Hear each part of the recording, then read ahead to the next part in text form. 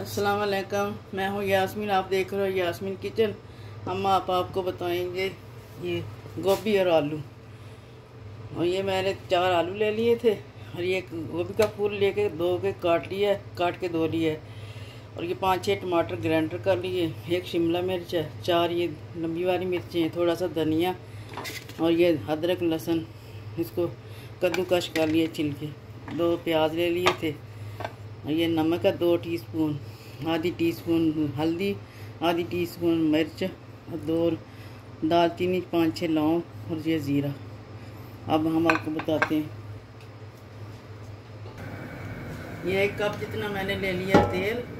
अब सबसे पहले इसमें डालेंगे ये लौंग और ये ज़ीरा, थोड़ा कड़क लेना, फिर इसके बाद प्याज डालेंगे। इसकी खुशबू फिर बहुत अच्छी आती है।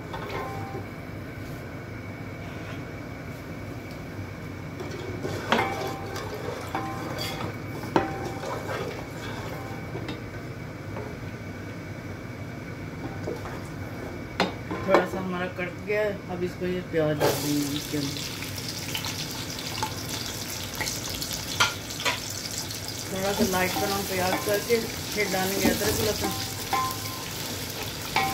फिर टमाटर,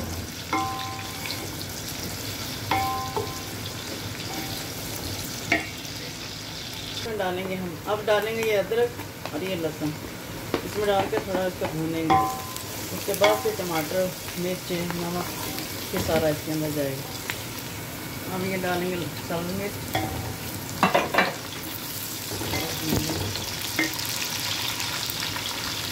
टमाटर डालेंगे,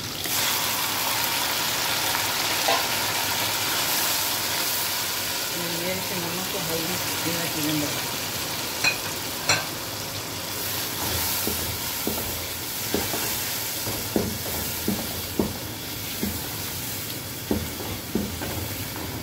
थोड़ा भून के इसको फिर आलू डालेंगे, साथ ही थोड़ी देर बाद गोभी डाल देंगे। अब ये डालेंगे आलू।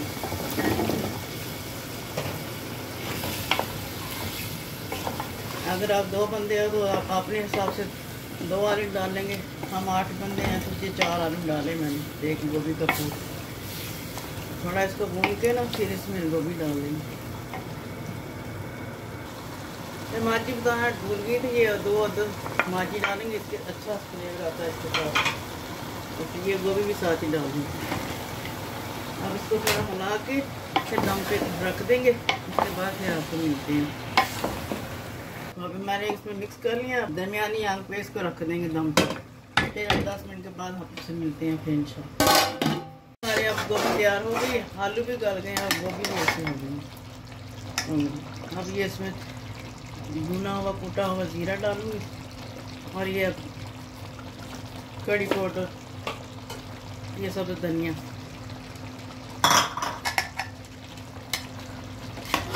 ये देखिए। ये हमारा गोभी आलू सालन तैयार हो गया। देखते रहें यास्मीन किचन। शेयर करें, लाइक करें, सब्सक्राइब करें। देखते रहें मेरा यास्मीन किचन। अल्लाह हाफिज़।